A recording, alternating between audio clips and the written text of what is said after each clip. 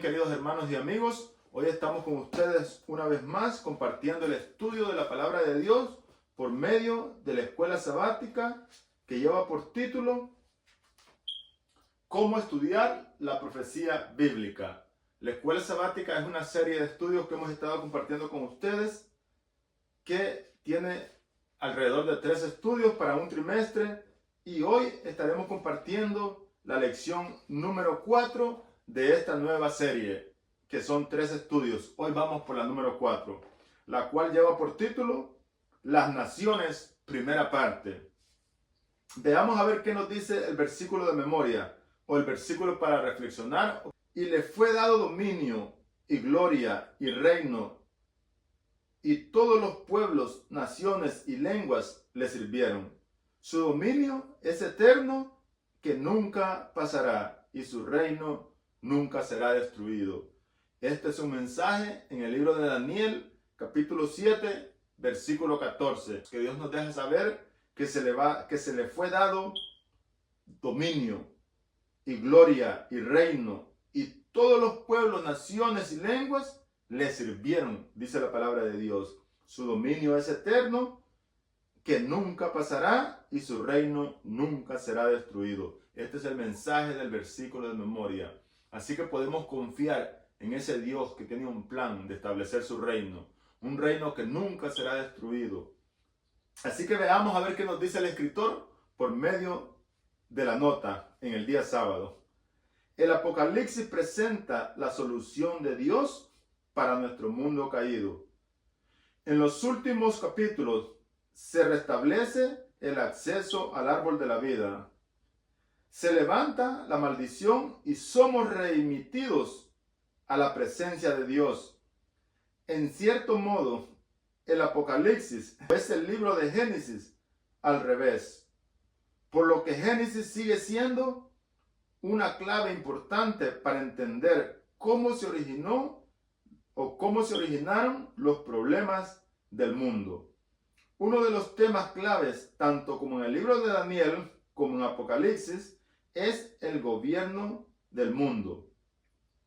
Una sucesión de intentos humanos de controlar y gobernar un planeta que pertenece legítimamente a Dios y que cuando este horrible episodio de pecado y de rebelión termine, para siempre Él volverá a gobernarlo con justicia y con amor, ya que el gobierno de Dios está fundado en el amor. Así que veamos a ver qué nos sigue diciendo la nota. A lo largo del proceso que conduce a ese momento, abarca miles de años y de intentos humanos de gobernar el mundo por sus propios méritos. Incluso los sistemas con los ideales más elevados han fracasado. Trágicamente, gran parte de la triste historia de este mundo o de la humanidad a lo largo de los siglos no es más que el relato de la tragedia de estos sistemas fallidos, estos sistemas que de alguna manera eran sistemas con los ideales más elevados, las intenciones más mejores que un hombre puede tener. Sin embargo, todo lo que el mundo está viviendo hasta este tiempo, dice la nota, de que es la consecuencia de esos gobiernos fallidos, ya que somos pecadores gobernando a pecadores. Veamos a ver qué nos dice el día domingo. Nimrod y Nínive. Nimrod es el nombre de un personaje que fue el más poderoso en aquellos tiempos que existió después del diluvio. Y Nínive es el nombre de una ciudad más perversa que existió en el pasado. Veamos a ver qué nos dice la nota. El Edén fue creado como el hogar ideal para los seres humanos. Cuando entró el pecado, Dios no tuvo más remedio que sacar a la humanidad del jardín e impedirle el acceso al árbol de la vida, al menos temporalmente. Fuera del jardín, los humanos debían trabajar arduamente para subsistir.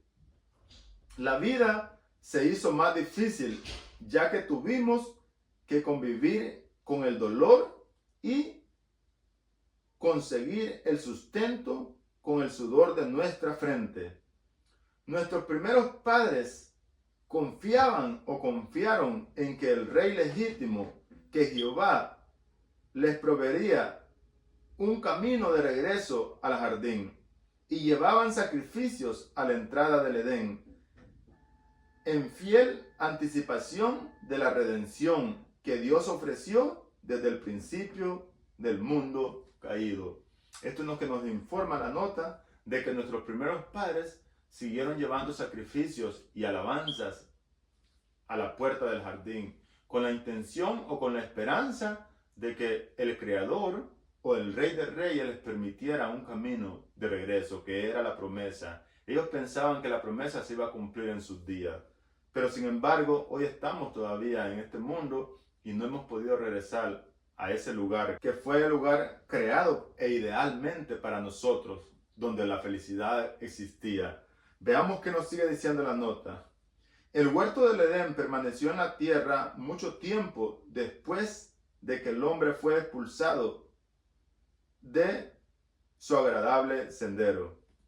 Allí iba Adán y sus hijos a adorar a Dios. Allí renovaban sus votos de obediencia a aquella ley cuya transgresión los había arrojado del jardín del Edén. Cuando la ola de iniquidad cubrió la tierra o el mundo y la maldición de los hombres trajo sobre sí destrucción por medio del diluvio, la mano que había plantado el jardín del Edén lo quitó de la tierra. Pero la restitución final, cuando haya un cielo nuevo y una tierra nueva, será restaurado y más glorioso y embellecido que al principio. Eso nos dice la hermana Ellen White en el libro Patriarcas y Profetas, página 41. Otros, sin embargo, buscaron soluciones humanas para los nuevos problemas. Y así nacieron las ciudades y los estados, con la intención de disfrutar de una vida más feliz y tal vez de recuperarlo que se había perdido en el del Edén. Así que esa era la intención de los seres humanos y eso fue lo que hablamos en el día sábado, que algunos hombres que han gobernado el mundo o las naciones lo han hecho con la mejor intención, pero simplemente han causado más y más dolor. Aún los reyes que existieron en el pasado en Israel.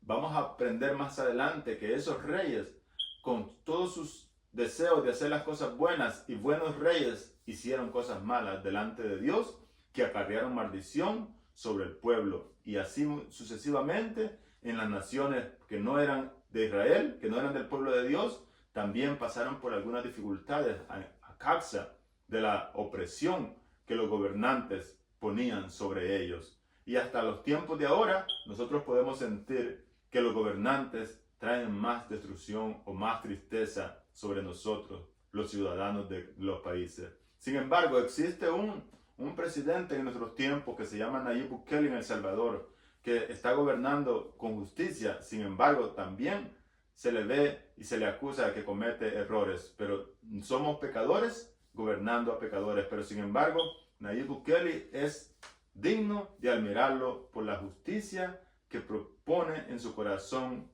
y gobernar de modo que se pueda vivir en libertad y igualdad. Así que veamos a ver qué nos dice la pregunta en el día domingo. Lee Génesis capítulo 10, versículo 1 al 12. La Biblia presenta aquí una serie de actores políticos claves que aparecen luego en el resto de la Biblia, incluso Nínive y Babilonia. En vista de lo que sabemos acerca del papel de estas ciudades, gracias al registro bíblico posterior, ¿qué podemos deducir del texto leído o del texto que vamos a leer? Veamos a ver qué nos dice el libro de Génesis, capítulo 10, versículo 1 al 12. Génesis, capítulo 10, versículo 1 al 12 nos dice: vamos a leer el versículo 1 que habla acerca de Noé.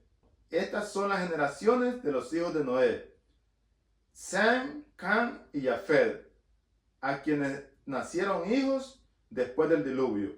Esto es lo que nos dice la historia. Vamos a brincarlos al versículo 5, que dice: de estos se plantaron las costas, cada cual según su lengua y conforme a sus familias en sus naciones. Pero esto sucedió después de la historia que vamos a leer nosotros, cuando Jehová perturbó la lengua que hablaban los humanos, ya que estaban edificando la torre de Babel, y ahí nacieron naciones y se apartaron cada uno de acuerdo a su lengua. Pero todavía hasta este momento no había pasado. Sin embargo, ya se menciona en el versículo 5, pero veamos qué nos dice el versículo 6.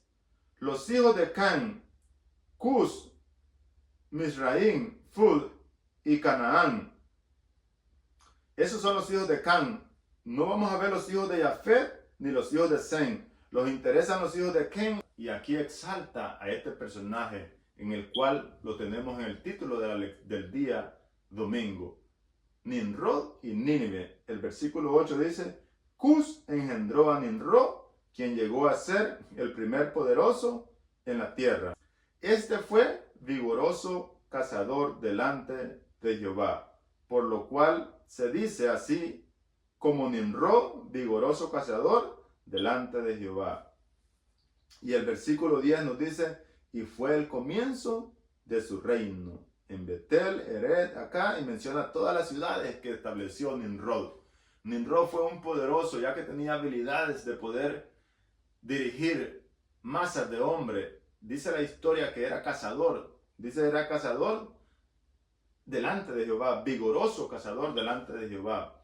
Pero no quiere decir que era exactamente agradaba a Jehová al ser un cazador vigoroso, sino que esto quiere decir, más adelante la historia nos cuenta de que el Nimrod era sabio en su propio conocimiento, ya que fue uno de los que estableció la torre de Babel. Y fue uno de los que propuso para que los seres humanos empezaran a construir una torre de Babel que llegara hasta el cielo por si acaso venía otro diluvio.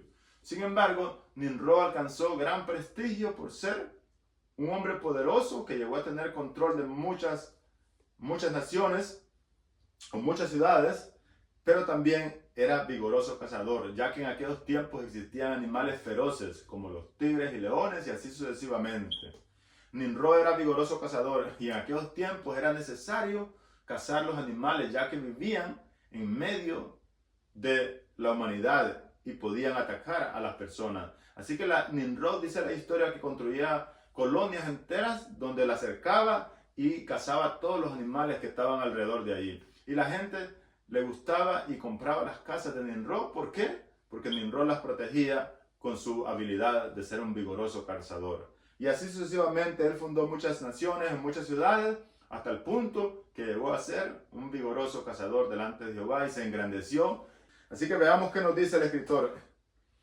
La pregunta nos dice: ¿qué podemos deducir de estos textos leídos? Ya nosotros vimos que aparecen el mundo plantándose después del diluvio con los 3 hijos de Noé y sus 3 nueras y su esposa. Sin embargo, vemos que Nimrod es exaltado en la lección como un vigoroso cazador y también como un poderoso en la tierra, un hombre poderoso. Y la historia nos cuenta, y los que conocemos la historia de Nimrod, sabemos que Nimrod fue el primer ser humano que se rebeló en la tierra delante de Jehová.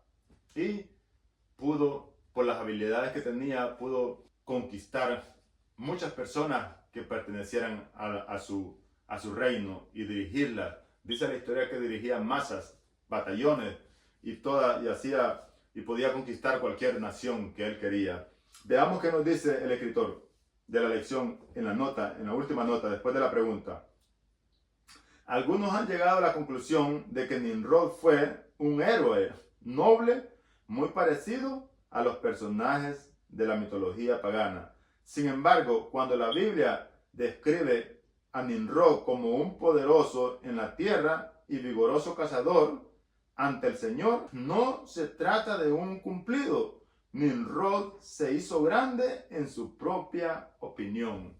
No tomó en cuenta el amor ni el poder de Dios, sino que él se hizo grande en su propia opinión y puso la esperanza en su propia fuerza y estableció naciones y ciudades establecidas. No les enseñaba a las personas, desgraciadamente, a poner su fe en Dios, ya que sin embargo, aunque tenía el poder y tenía las habilidades, este mundo no tiene sentido si Dios no está en cada ser humano. Veamos a ver qué nos sigue diciendo la nota.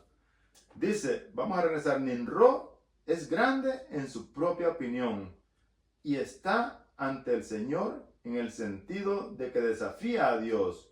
Lo que vemos en los textos es la propagación de la rebelión contra Dios, una rebelión que existirá hasta que sea arrancada para siempre del mundo y de nuestras vidas.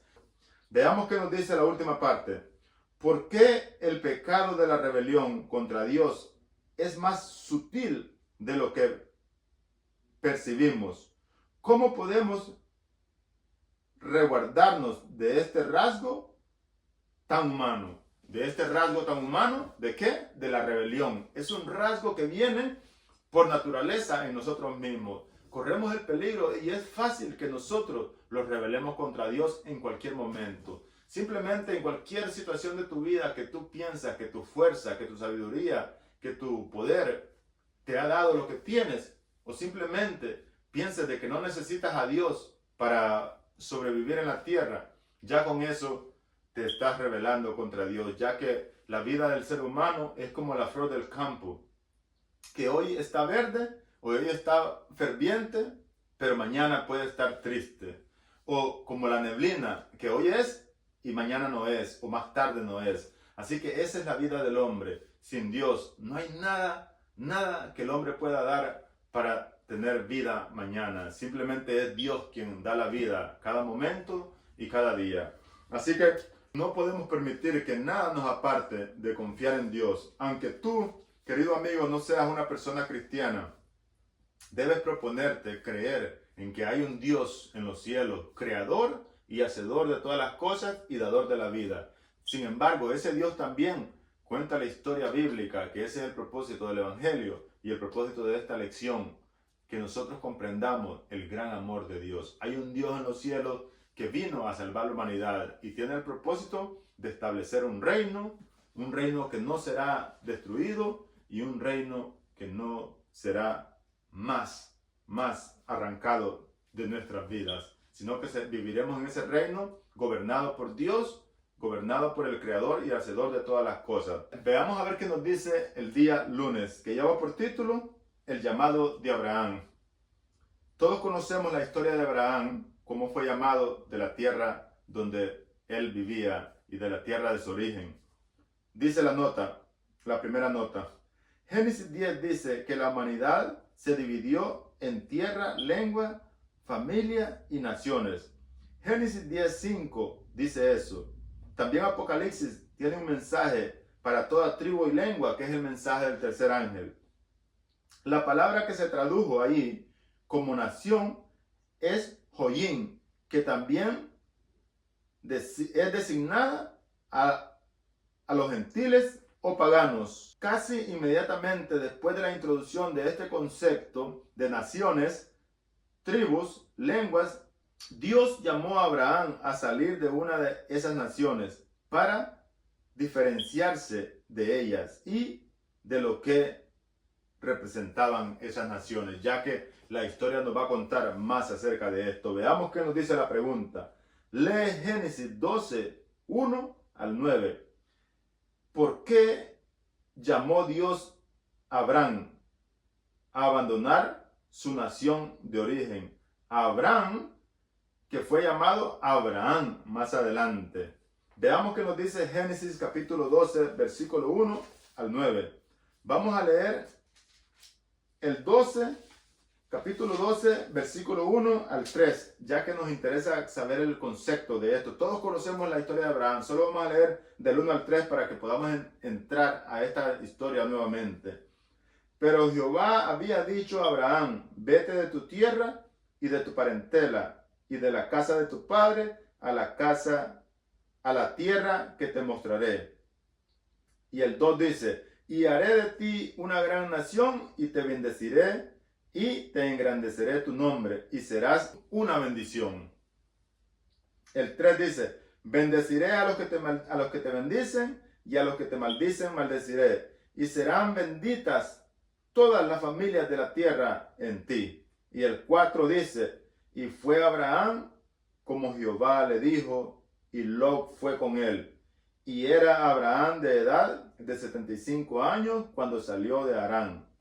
Tomó pues Abraham a Sara su mujer y a Lot, hijo de su hermano, y todos sus bienes que había ganado, y las personas que habían adquirido en Harán, y salieron para ir a la tierra de Canaán, y a tierra de Canaán llegaron. Dice hasta el 6. La lección nos manda a leer hasta el 9, vamos a leer el 9. Y Abraham partió de ahí, caminando y llegando allí a Nehuel. Así que llegó finalmente a Canaán, dice la historia, llegó a su esposa y a sus criados y todo lo que él había, y todas sus posesiones. Y Dios le dijo que iba a ser una gran nación de él. Esa fue la promesa y por eso lo llamó. Lo llamó con el propósito de hacer una nación diferente a las naciones. Una nación que iba a ser gobernada por Dios mismo. No era necesario que tuviera un gobernante humano. También le hizo la promesa de que en él iban a ser benditas todas las naciones. Así que el propósito de Dios era que de Abraham iban a ser el Salvador del mundo, que había sido prometido en Génesis 3:15, donde Dios prometió que un día en la descendencia de la mujer iba a aplastar la cabeza de la serpiente. Y ese era el propósito de Dios, más que todo. Veamos a ver qué nos dice la nota. La intención de Dios era utilizar a Abraham para establecer una nación que contrarrestara con los reinos humanos. No debían tener otro rey que Dios mismo. El pueblo debía ejemplificar lo que sucedería si la raza humana regresaba a su creador.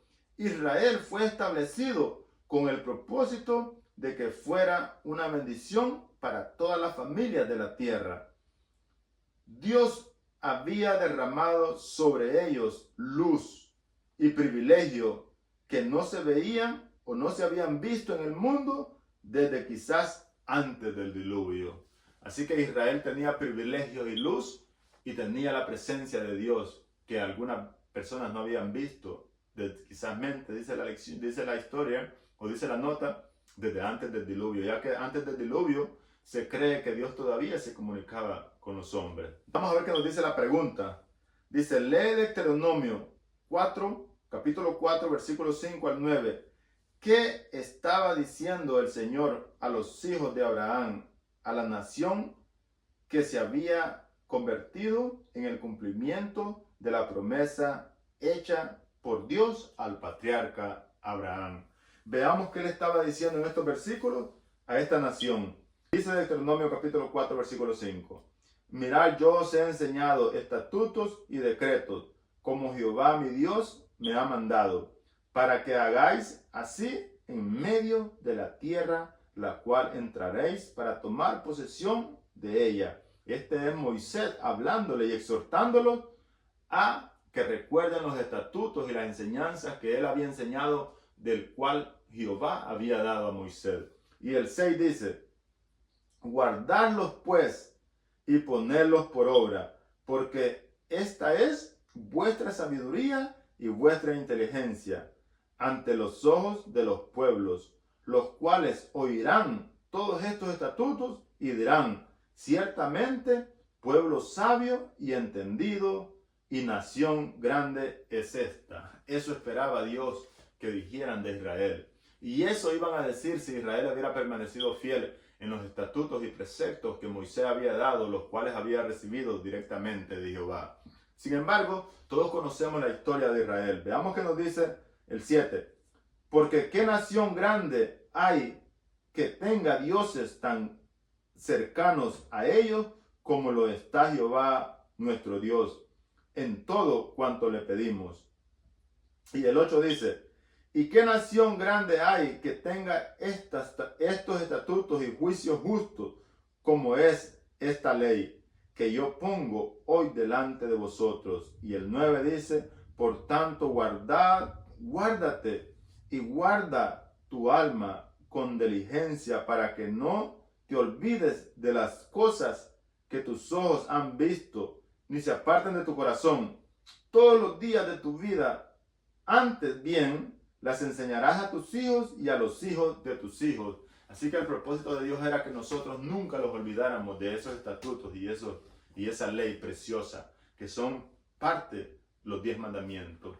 Y los 10 mandamientos que Dios nos ha dado son felicidad para el hombre, ya que los 10 mandamientos son conocidos como la regla de la felicidad. Y el propósito de Dios es que nosotros podamos encontrar paz y seguridad escondiéndolo detrás de los 10 mandamientos. Porque miren esto, si nosotros no robamos, no matamos, no mentimos, no nos agarramos en problemas. Así que las leyes de la ciudad, las leyes de las naciones son sacadas de la palabra de Dios, son sacadas de los 10 mandamientos. Sin embargo, nosotros podemos olvidarlos y podemos dejarlos llevar por el enemigo o por la ola de la sociedad o por la ola de la presión de la vida. Si tú te mantienes fiel a estas leyes que Dios aconsejó que nunca los olvidáramos y nunca las apartáramos de nuestro corazón, sino que más bien las enseñáramos a nuestros hijos y a los hijos de nuestros hijos. Así que es una bendición para todos los seres humanos establecer los mandamientos de Dios en su corazón.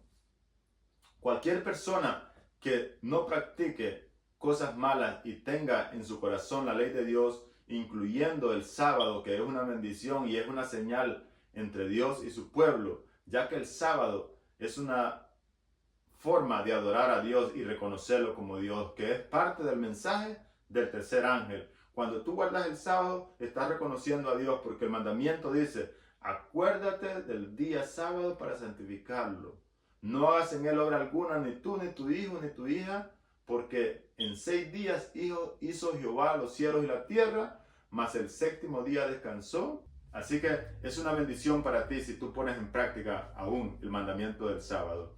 Y Isaías dice más adelante que tú te deleitarás sobre las alturas de la tierra cuando tú entiendes el propósito del sábado. Veamos a ver qué nos dice la nota al tercer renglón, donde dice, nota además que las normas y preceptos que Dios le había comunicado no eran lo que hacía tan especial a ese pueblo, sino su fidelidad a esas normas o a esos preceptos que Dios había dado. Como resultado de lo cual las demás naciones exclamarían, qué pueblo sabio y entendido, qué nación tan grande es esta. Ese era el propósito de Dios. Y todavía es el propósito de Dios.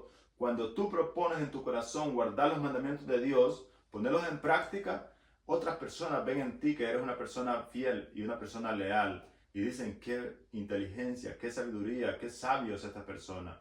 Así que digan de ti eso, querido hermano y querido amigo. Si tú todavía no conoces estos preceptos, te invito a que investigues. Hay 10 mandamientos en la Biblia que son mandamientos, una ley de protección para ti. Una ley que cualquiera que los practica no sufrirá algunas sinsabores que se pasan en esta vida cuando nosotros quebramos los mandamientos de Dios. Veamos a ver qué nos dice la nota.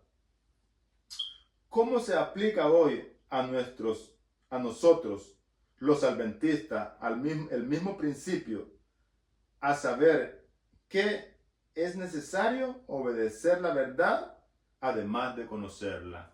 ¿Cómo se aplica a esos principios que Dios nos dice que los enseñemos a nuestros hijos y a los hijos de nuestros hijos y que nunca los saquemos de nuestro corazón? Claro que sí, nosotros tenemos una gran responsabilidad todavía y una bendición cuando nosotros ponemos en práctica estos principios y los respetamos y los tomamos en cuenta y los enseñamos a nuestros hijos y a los hijos de nuestros hijos. Son una bendición por todas nuestras generaciones. Así que Veamos a ver qué nos dice el día martes, que lleva por título, recibió lo que pidió.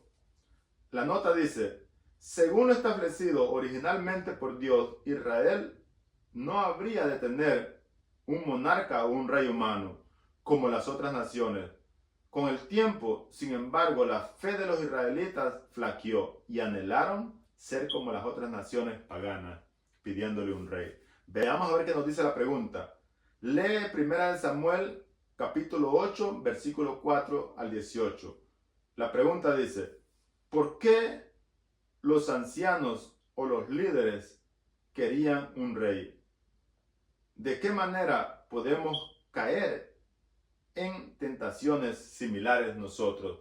De no querer que Dios siga gobernando nuestras vidas, de no querer dejarlo llevar por la palabra de Dios. ¿De qué manera podemos caer en el mismo error que cayeron los líderes de esta nación, pidiendo un rey como las otras naciones, cuando Dios era el que tomaba las decisiones por la nación y Dios era el que sostenía? Dice la historia que Dios le había dado un resplandor a Israel que las otras naciones miraban, aún con sus errores que cometían, siempre resplandecían una luz diferente, ya que tenían cosas que las otras naciones no tenían, como dijo la nota, y algunas cosas que no se habían visto solamente antes del diluvio, pero ya no se miraban en esos tiempos, pero Israel las tenía. Veamos qué nos dice 1 Samuel, versículo 8, 4 al 18 dice, veamos qué nos dice el 4.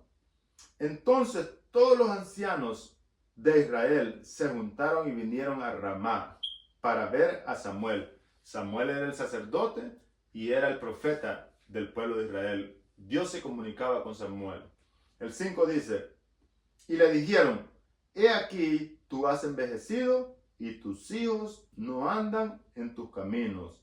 Por tanto, constitúyenos ahora un rey que nos juzgue como tienen las otras naciones.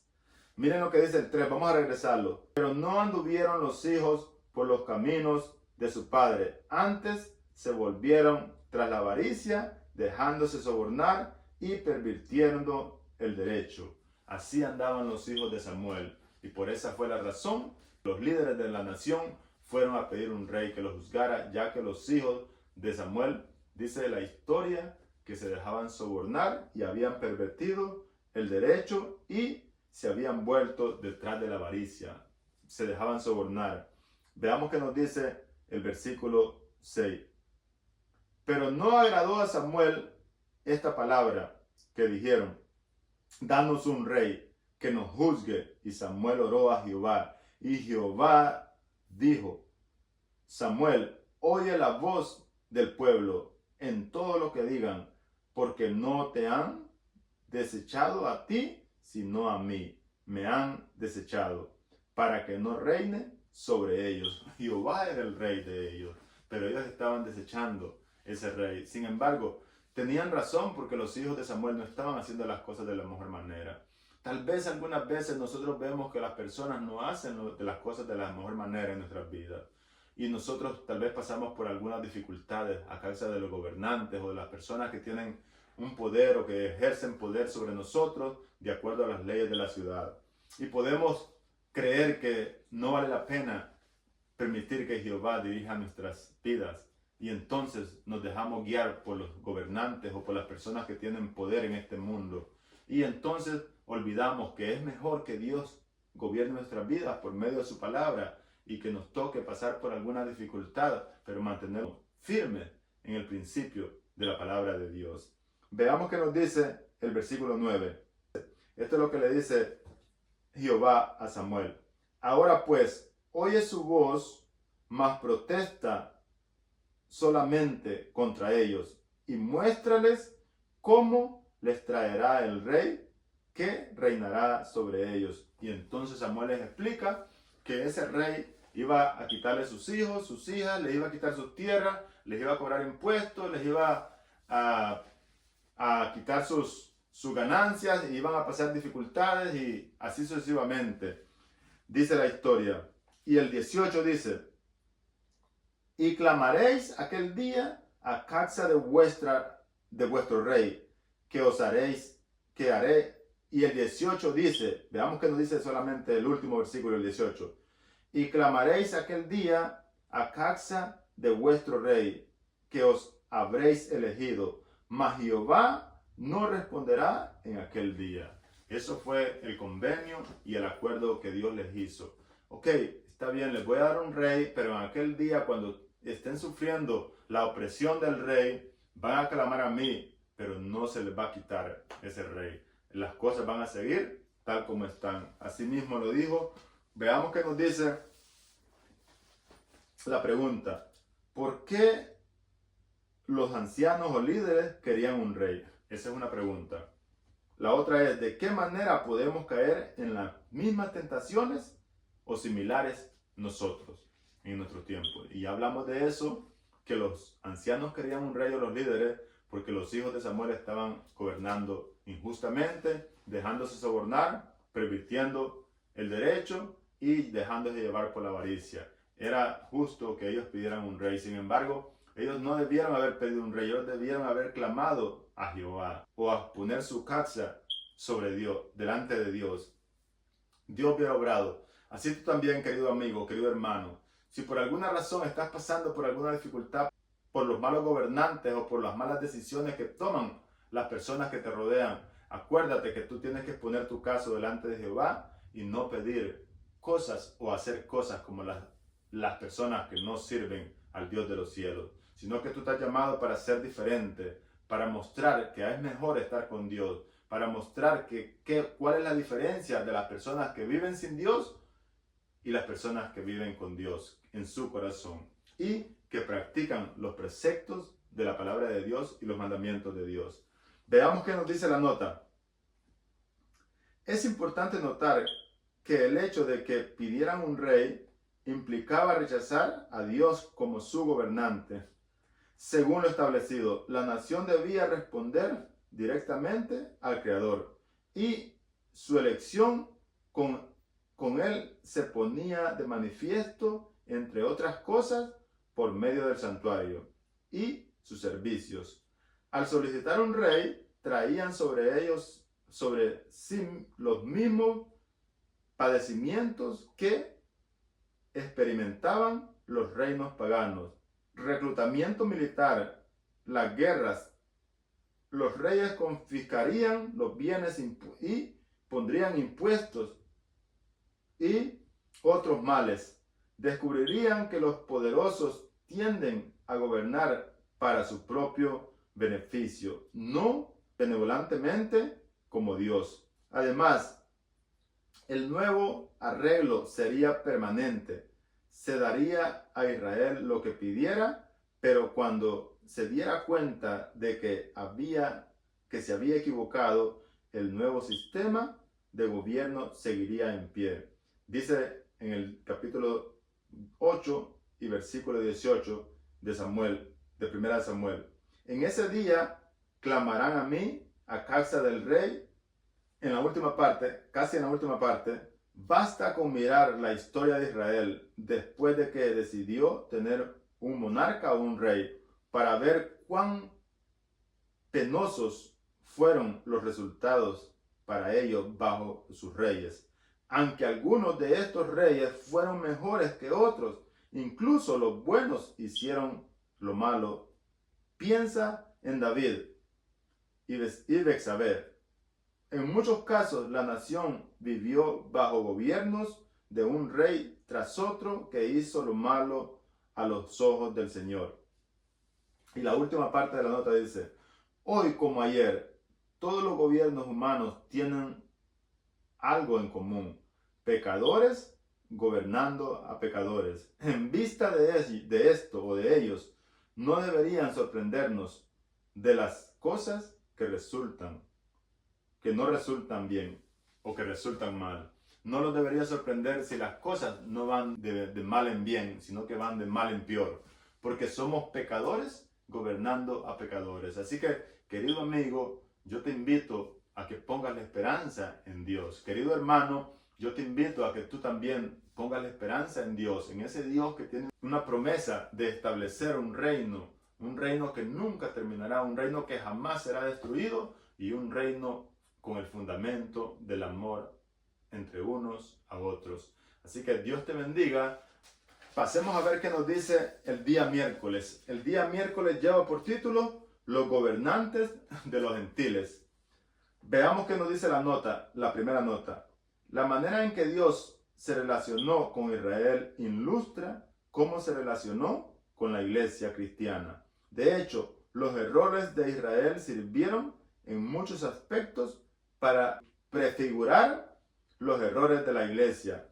Lejos de poder afirmar que somos espiritualmente superiores al antiguo Israel, los cristianos hemos sido hasta hoy muy susceptibles a ceder en las mismas tentaciones que cayeron los israelitas. Así que, querido amigo, eso es lo que nos dice la nota, que no somos mejores que el pueblo de Israel. Y la palabra de Dios nos dice en el libro de Romanos, ¿o somos mejores nosotros que ellos? No, en ninguna manera. Todos estamos bajo pecado, todos somos pecadores y nosotros finalmente tal vez seamos peores. Así que hay un mensaje para nosotros en la palabra de Dios. Hay esperanza, porque Dios nos invita a permanecer firmes en sus preceptos, pero también nos dice, hijitos míos, estas cosas les escribo para que no pequéis, pero si alguno pecare, abogado tenéis. Así, recuerda que Cristo murió por nosotros y ese es el propósito del Evangelio. El propósito de la Biblia es que hagamos las cosas de la mejor manera, pero si por cosas de la vida no las estás haciendo bien, puedes empezar de nuevo y pedirle a Dios que obre en tu vida. Veamos qué nos dice la pregunta. Lee Mateo 20, capítulo 20, versículo 25 al 28. ¿Contra qué error advirtió Jesús a sus discípulos al establecer la obra de la iglesia cristiana? Dice la palabra de Dios en el 25.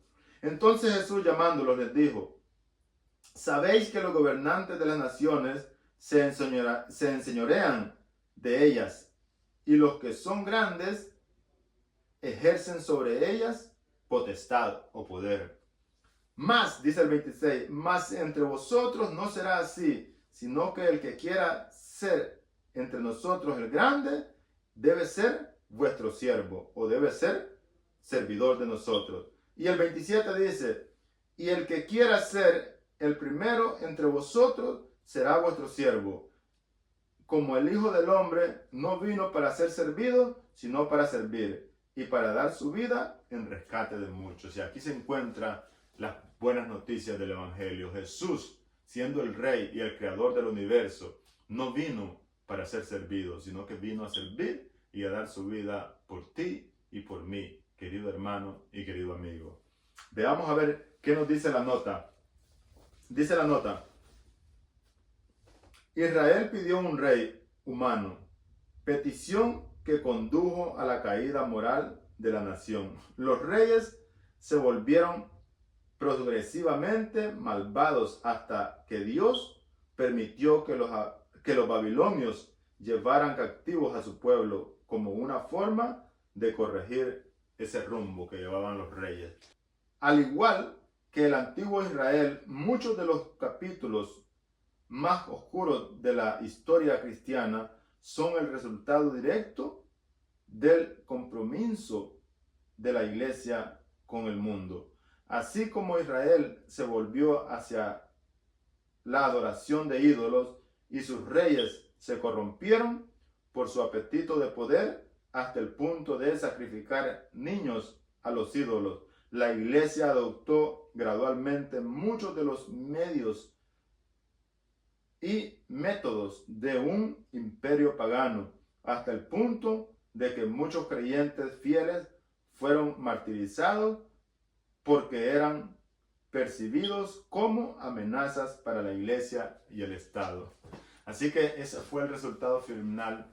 Así como Israel se pervirtió, así como Israel se dejó llevar por el amor y por la codicia y por querer ser como las otras naciones y porque no permitieron que Dios fuera el gobernante de ellos, de esa nación.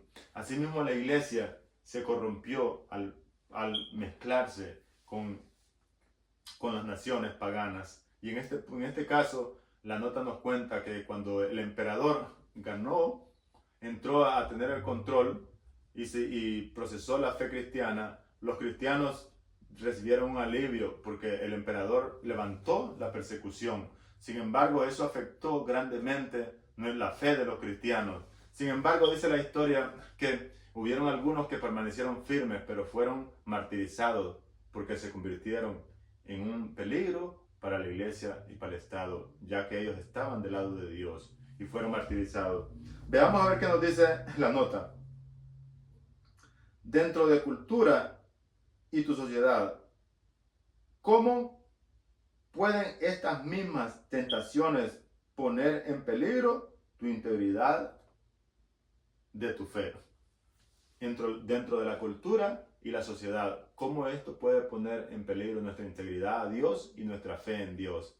Querido hermano, querido amigo, yo te invito que a pesar de tus errores y a pesar de las olas que se levanten en este mundo, debemos creer que Dios es la única solución para nuestras vidas y para este mundo. Así que debemos confiar en la promesa de que Dios quiere establecer un reino que no será destruido y un reino que no será más quitado de medio de nosotros, sino que Dios mismo será nuestro Dios y Él gobernará y Él será quien enjugará nuestras lágrimas y gobernará con amor y con su gobierno de amor. Así que pasemos a ver qué nos dice el día jueves. El día jueves lleva por título Una luz para los gentiles.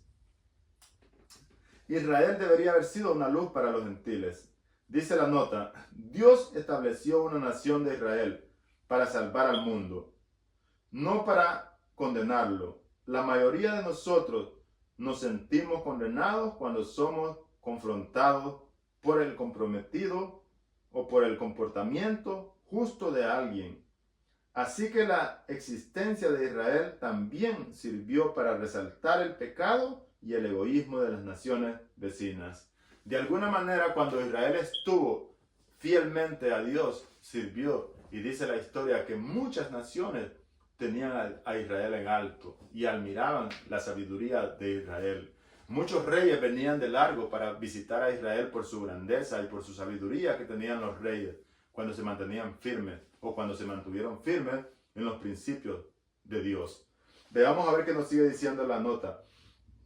Dice, los creyentes que viven en armonía con Dios resaltan el carácter justo de Él y motivan así a otros a reflexionar. Idealmente, la vida de quienes guardan los mandamientos de Dios deberían ilustrar el carácter divino. Y esos son los adventistas del séptimo día, los que nosotros creemos en los 10 mandamientos y en la fe de Jesús. Estas son las dos señales de la iglesia verdadera. La iglesia que tiene los mandamientos de Dios, los 10 mandamientos, no 9, sino los 10 mandamientos, y tiene la fe en Jesús. Cuando la iglesia tiene esos 2 mandamientos, o esos 2 principios, es la iglesia verdadera, se convierte en la iglesia verdadera. No importa el nombre, solo busca una iglesia que tenga esos 2 principios, los 10 mandamientos de Dios y la fe en Jesús. Esa promesa que dice, hijitos míos, estas cosas les escribo para que no pequéis. Pero si alguno pecare, abogado tenéis. Así que el propósito de la Biblia es que no pequemos. Pero si pecamos, Dios dejó provisión para que nosotros pudiéramos ir al trono de la gracia y pedir perdón y arrepentirlo y tratar de hacerlo de la mejor manera. Veamos qué nos sigue diciendo la nota. A la mitad. Es algo muy importante. El máximo exponente del carácter de Dios fue Jesús, el único ser humano que ha revelado en la perfección cómo es Dios. Pero su ejemplo perfecto, que ciertamente produjo convicción en los corazones, tenía la intención de ser una invitación para todos nosotros. Eso lo encontramos en Juan 3, 16 al 21. Esa muestra del carácter de Dios y ese propósito donde dice, porque de tal manera amó Dios al mundo que ha dado a su Hijo unigénito para que todo aquel que en Él crea no se pierda, mas tenga vida eterna. Y dice, Dios no vino a condenar al mundo, sino que Dios vino a salvar al mundo. Sí, la nota sigue diciendo, el propósito divino para el establecimiento de la nación de Israel fue el mismo que era para la iglesia, o que es para la iglesia. Él anhela que su pueblo traiga a los pecadores a Cristo. El llamado del mensaje de los tres ángeles a ser proclamado por la iglesia no se dirige a unos pocos elegidos, sino a toda nación, tribu y lengua y pueblos. Y eso lo encontramos en Apocalipsis 14:6 y Apocalipsis 18:1 predice que toda la tierra será iluminada con la gloria de Dios antes del regreso de Jesús. Así que toda la tierra conocerá que Dios es bueno y que para siempre es su misericordia. También el libro de Filipenses capítulo 2 versículos 10 y 11 dice que toda lengua confesará que Jesucristo es el Señor, para honra y gloria de Dios Padre. Así que veamos qué nos dice la pregunta. Hay dos preguntas en una. ¿Qué nos enseñan estos pasajes acerca del papel que Dios quiere que su pueblo cumpla en el mundo? ¿Y qué podemos aplicar? ¿En qué y cómo podemos aplicar estos principios a nosotros mismos? Vamos a ver qué nos dice el libro de Números, capítulo 14, versículos 17 al 21. Y el 19 dice: perdona ahora la iniquidad de este pueblo, según la grandeza de tu misericordia, y como has perdonado a este pueblo desde que salió de Egipto hasta aquí. Este es Samuel rogándole a Dios que perdone a este pueblo. ¿Por qué razón? Porque el pueblo estaba temeroso, ya que habían ido a reconocer la tierra que iban a tomar como posesión. Y dice la historia que 2 de los espías trajeron buenas noticias y dijeron: vamos a tomar posesión de la tierra, pero 10 de ellos venían negativamente diciendo que hay gigantes y que era imposible posesionar esa tierra. Sin embargo, Caleb y Josué dijeron al pueblo que había leche y miel, que era tierra de bendición, que tenían que tomar posesión de ella y que Jehová estaba con ellos, y vinieron positivamente. Pero sin embargo, el pueblo se atemorizó y empezó a quejarse y a decir: ¿para qué nos trajo el Señor para esta tierra? ¿Para qué nos trajo Jehová? ¿Por qué nos sacó de Egipto? Para que muriéramos en manos de esos gigantes. Y entonces es por eso que Moisés aparece aquí pidiéndole a Jehová que perdone al pueblo conforme a la grandeza de su misericordia, así como lo había perdonado desde el principio, porque Dios había sido bueno con ellos. Y el 20 dice: entonces Jehová dijo: yo lo he perdonado conforme a tu dicho. Y el 21 dice: mas tan ciertamente como vivo yo y mi gloria llena toda la tierra, que ya lo perdoné.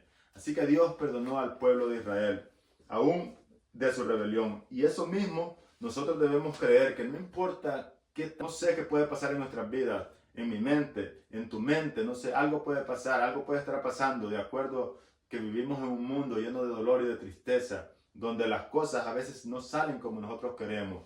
Recuerda que Dios es grande en misericordia. Recuerda que Dios quiere perdonarte por amor a Él mismo. Así que por amor a su nombre, Dios perdonaba a Israel. Asimismo, por amor a su nombre, Dios te perdona a ti y a mí, querido amigo y querido hermano. Solamente tenemos que ir al trono de la gracia y confiar que Dios ya lo hizo conforme a lo que pedimos.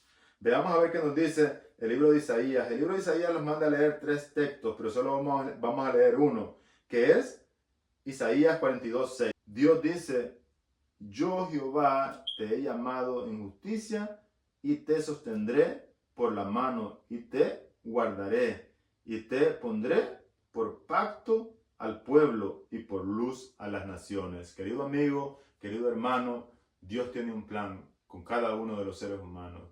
Dios tiene un plan contigo, que ya conoces la palabra de Dios, para que seas luz en las naciones, para que seas luz en tu barrio, para que seas luz en la colonia, para que seas luz en el trabajo, para que seas luz donde quiera que tú te muevas, conforme a la bendición que Dios ha dado en tu vida.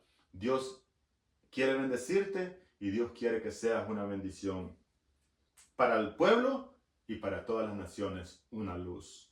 Veamos a ver qué nos dice el último texto bíblico del día jueves, Apocalipsis 18, 1 al 4. Sin embargo, antes de eso vamos a leer la última nota, la parte de abajo. Lee nuevamente Apocalipsis 18, 1 al 4. El llamado de Dios a su pueblo para que salga de Babilonia. ¿Cómo sucederá eso? En otras palabras, ¿cómo podemos nosotros, como iglesia que no está en Babilonia, ser utilizados por Dios para llamar a su pueblo que está todavía en ella o que está en Babilonia? Leamos el versículo. Y después de esto vi a otro ángel descender del cielo con gran poder, y la tierra fue alumbrada con su gloria. Y clamó con gran voz potente, diciendo: ha caído la gran Babilonia, y se ha hecho habitación de demonios y guarida de todo espíritu inmundo y albergue de toda ave inmunda y aborrecible. Recuerda, querido amigo, que Babilonia quiere decir espiritualmente malvados. Babilonia siempre está relacionada con pecado. En este caso, Babilonia ha estado pecando por toda la eternidad, por todo el tiempo que hemos estado en este mundo, pero en este momento el ángel proclama y dice: ha caído Babilonia, como quien dice, se le cerró el acceso a Babilonia, ya está sentenciada, vamos a sentenciar a Babilonia, y dice: salid de ella, pueblo mío, para que no seas partícipes de sus pecados. Vamos a ver qué nos sigue diciendo el versículo 3. Porque todas las naciones han bebido del vino del furor de la fornicación, y los reyes de la tierra han fornicado con ella, y los mercaderes de la tierra se han enriquecido de la potencia de sus deleites. Y el 4 dice: y oí otra voz del cielo que decía: salid de ella, pueblo mío, para que no seas partícipes de sus pecados, ni recibas parte de sus plagas. Hay una sentencia para Babilonia, ya que Babilonia ha existido desde el principio de la creación, o mejor dicho, desde el principio de la caída. Babilonia existió siempre que hubo el pecado en la tierra, y siempre la rebelión tiene que ver con Babilonia. La rebelión de Nimrod, la rebelión del pueblo antediluviano, y todos esos juicios que han establecido tienen una similitud con Babilonia, que es rebelión contra Dios. Babilonia se ha rebelado contra Dios como nación, pero también la palabra Babilonia aparece en la Biblia relacionada con el pecado o relacionada con la rebelión contra Dios. Así que si tú todavía te encuentras en esa rebelión o en ese pecado de Babilonia, el mensaje y el llamado de Dios es salir de ella, pueblo mío. Pero la pregunta nos dice: ¿qué podemos hacer nosotros para poder sacar a aquellas personas que todavía se encuentran en Babilonia? Tenemos un mensaje que proclamar. Querido amigo, querido hermano, ya no hay tiempo. Cristo viene pronto, las profecías se están cumpliendo, y el propósito del estudio de esta lección es que todos nos preparemos, nosotros como cristianos que conocemos la palabra de Dios, nos preparemos y podamos poner nuestra fe en las manos de Dios. Y tú, querido amigo, que todavía no conoces, recuerda que hay un mensaje en esta santa palabra de Dios, un mensaje de esperanza que dijo en el libro de Mateo capítulo 20 y el versículo 28, que dijo que Jesús vino a servir y no a ser servido, y también vino a dar su vida en rescate de muchos. Dios quiere que tú lo aceptes y que seas salvo. Y también quiere que tengas una vida feliz en este mundo, una vida llena de bendiciones, para que puedas ser una bendición para otros en este mundo. Ya que vivimos en un mundo lleno de dolor y de tristeza, y con una gran necesidad del amor que Dios nos manda a practicar con nuestro prójimo.